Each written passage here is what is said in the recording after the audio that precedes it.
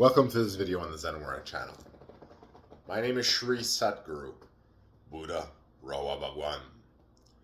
Today's video on the channel we will talk about different types of spiritual practitioners, and specifically different types of magical practitioners, and specifically different types of magical practitioners that walk the land, and that have walked the land for many, many, many years in the story, since the times when the people were in very infant stages of technology, living in the land, and still to today's day and age with a little bit more technology, which is still primitive by many standards.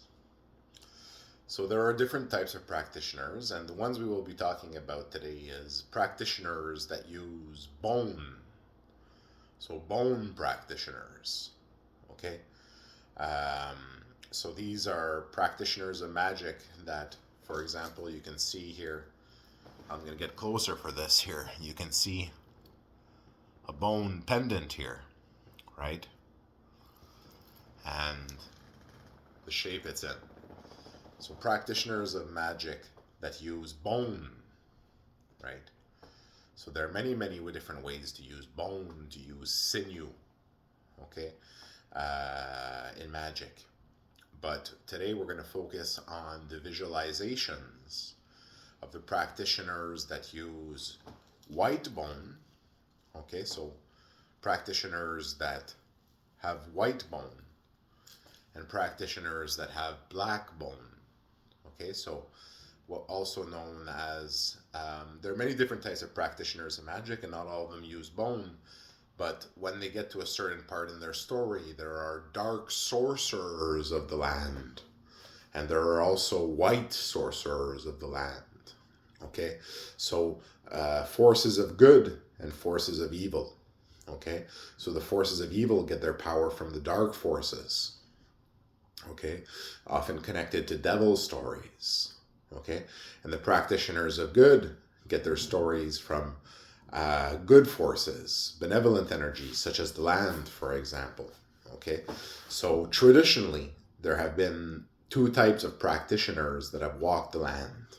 Okay, when we talk about higher levels of practitioners that have remembered their lineages, there are dark lineages, and there are what you would call good lineages in that way as well, and both can have things to heal or to harm or all that. But there are some lineages that are of the dark forces and some lineages which are of the good forces. Okay, so you have some practitioners that will find in their story a connection to bone or to horn.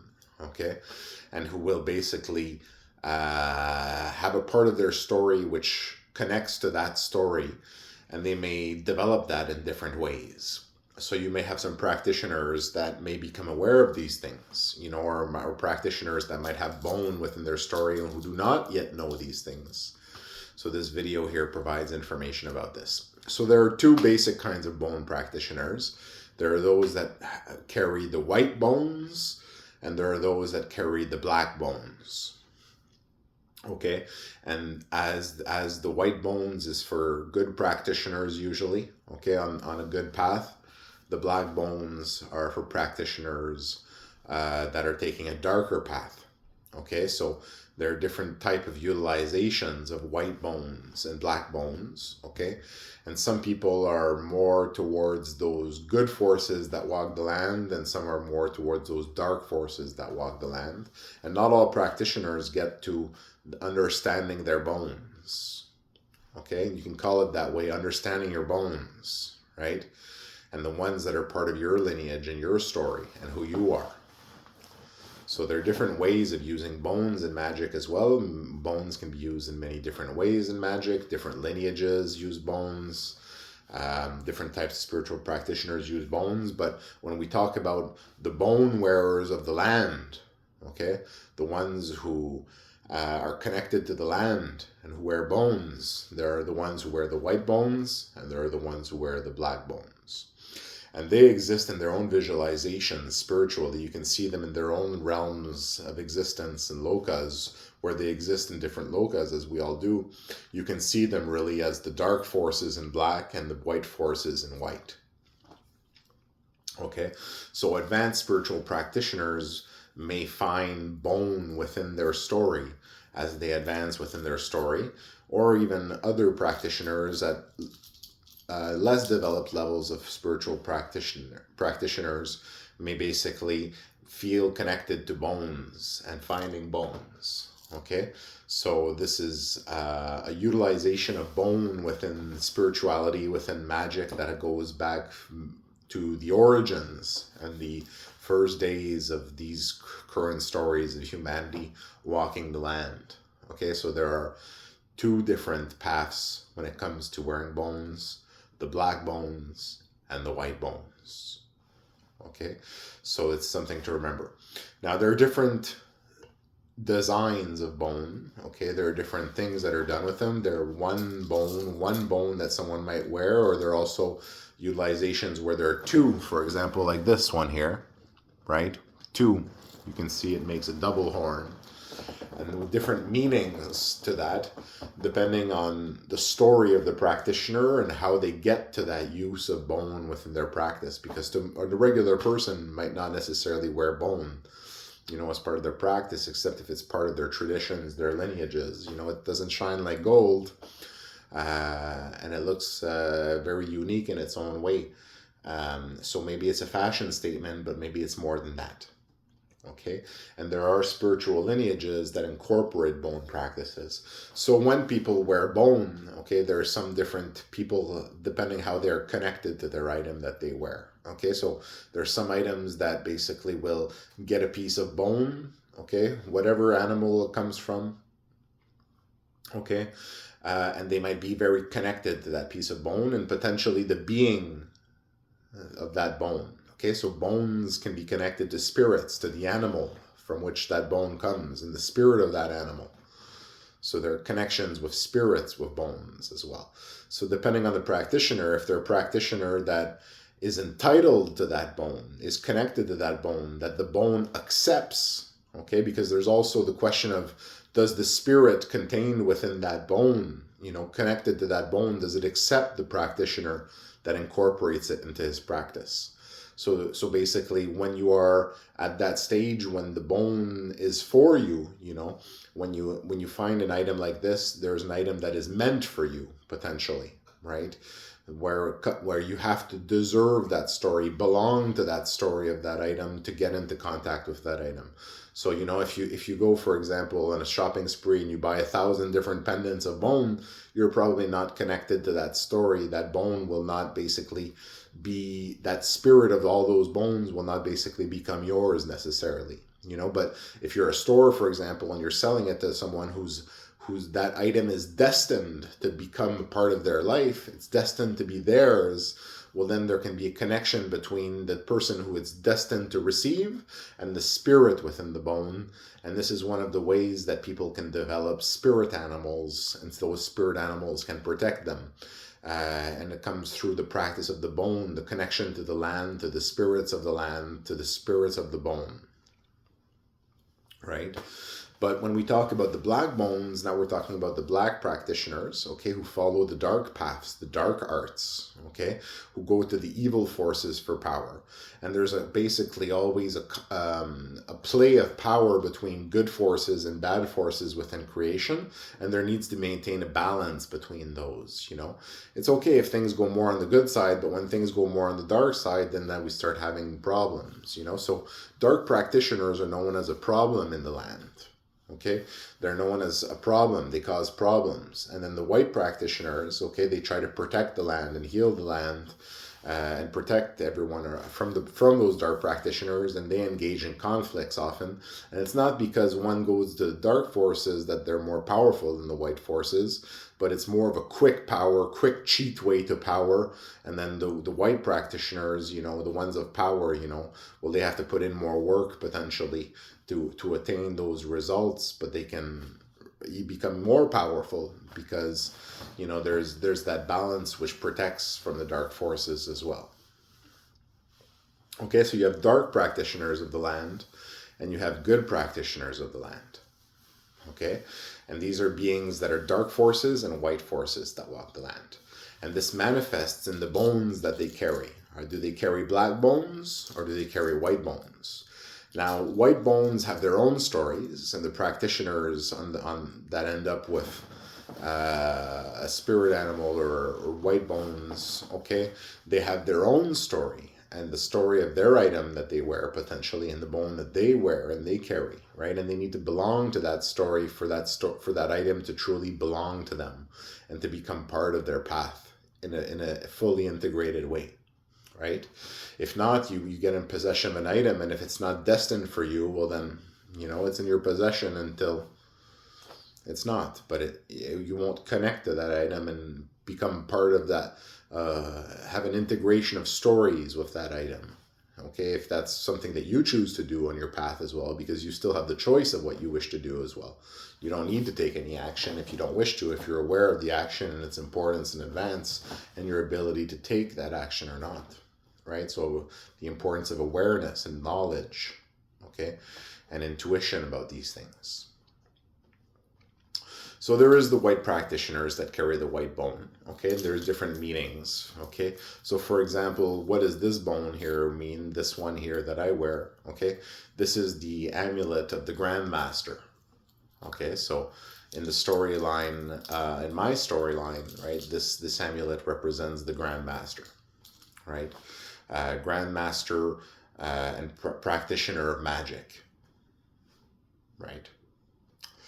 As different items should have significance in your life if you're going to start accumulating them in your life. You may be a sentimental person and give meaning and association to items, or you may do more things than that, for example, such as enchanting items or using items in different ways, right? Since they represent different things and different stories in which they exist and which they connect to. So this one, for example, connects to my story, as does this Rudraksh and other items that I have. Give me a second here and I'll show you another item. You see here, this is my bone mala. And you can see these are all carved skulls here. This is my Agori mala. But it's one that I customized, right? It has a Vajra, the Vajra of the Buddha, of the lightning diamond path, and some stones here. And it is made in a specific way with a specific amount of threads and all these different things. So everything has significance in your spiritual journey if these items are part of your spiritual journey and not just a decoration, for example. So as you see in this case here, this one here, you have the black and the white bones, right? So you have a mix of both. You have both, which are part of the path and the story of this mala, right? Which is the mala of the Rutabaga, right? The god of the planet, and the story line of that. So different items take different importances in story, right? And bone is used in many different ways. It can be used to program bone. You can be used to put spells within bone, to put vibration within bone, to hold vibration within bone, right? You can be connected to the spirit of that animal as well, right? And different things as different items and different shapes and meanings have significance and power within the story if you give them power in different ways. Now I'm going to show you another item. Now in a previous video on this channel, I've talked about the hoof and the bearer of the hoof and what is a hoof, right? So in the stories of the dark path, okay, in the stories of the dark bone, there's the story of the dark bone, which is in the shape of a hoof and the shape of horns as well. So what is the story of this? This is the story of the double-sided horn, hoof item, which basically people taking a darker path can use to make a pact with Satan, for example. Remember, the dark bone's the dark path. To make a path with Satan, to basically get his powers for a couple of days, and then after that lose everything in their life and total destruction in their life, and they become just a thing that destroys their community and the area in which they live until they die. A hoof. Terrible story for someone to fall into. A devil's story. So as there are practitioners that carry black bones, there are those that use black bones in different ways. So this, for example, I bought this to show you this on the video here. As you can see, this here is a black bone. It looks like a hoof of an animal and a horn, double horn as well. So this is a hoof item, and this one here is made of buffalo bone. And you can have them made of different items. So hoofs have existed for many, many, many years, right? Dark practitioners and hoofs and all these different things, right? So it's not because a dark practitioner is dark that he's a hoof. There are dark practitioners that would never become a hoof because they know better, right? And so that's one form of black bone and the utilization of black bone, and as a direct connection to the stories of Satan, right? Dark forces. So there are different stories, right?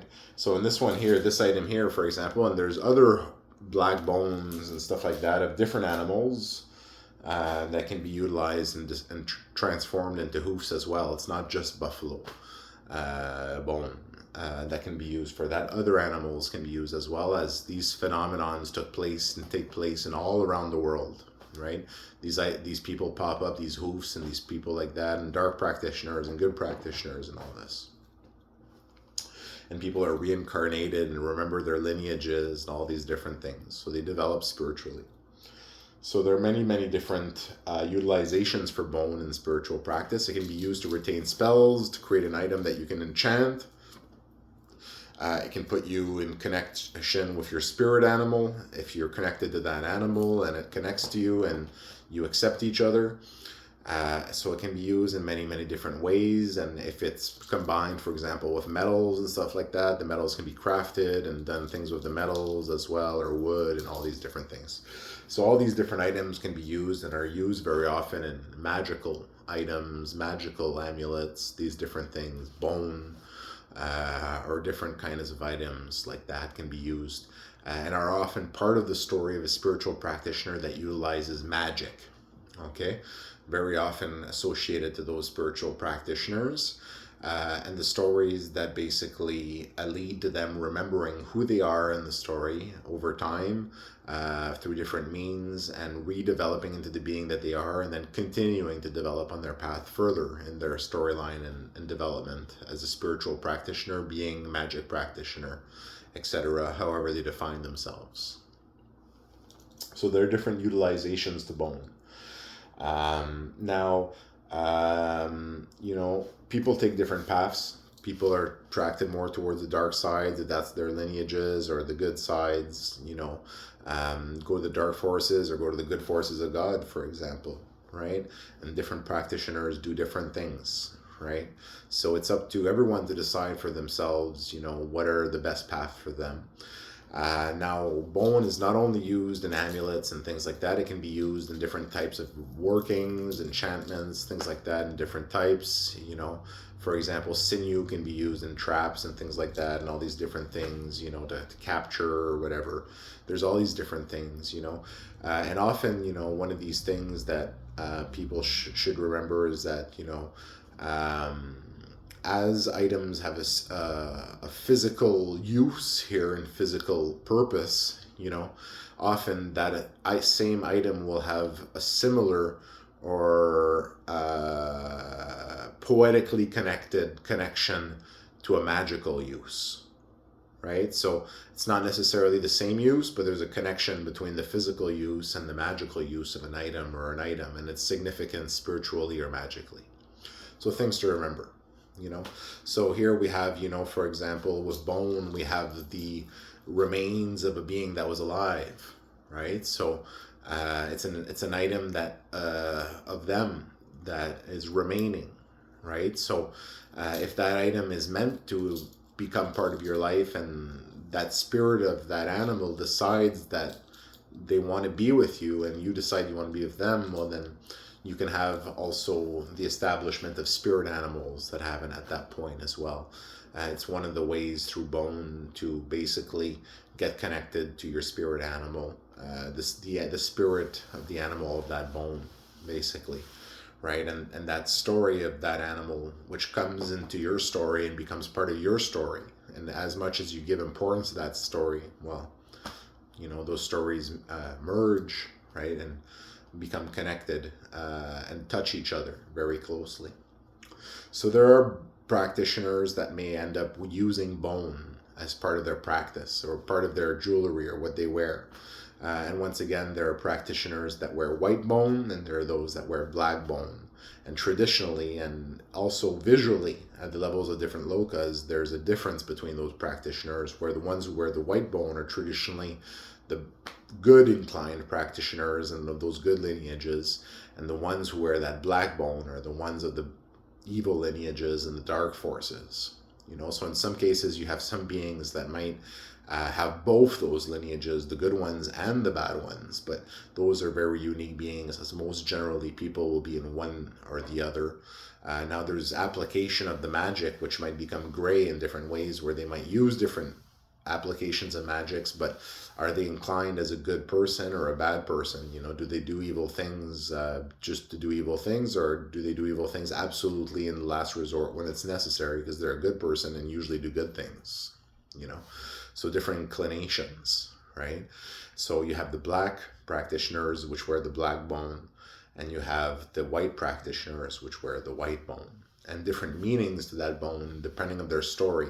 So, you know, if you just pick up a piece of jewelry and you wear it because you think it looks nice, okay, it becomes part of your story, it looks nice. But if you understand its meaning spiritually and you connect to it at spiritual levels, you know, well, then you have a much deeper connection. You know, it could be a jewelry that you wear once in a while and forget in your drawer because it's nice, but you were attracted to it once, a piece of bone, or is it something that you wear and you basically work with, right, on a daily basis?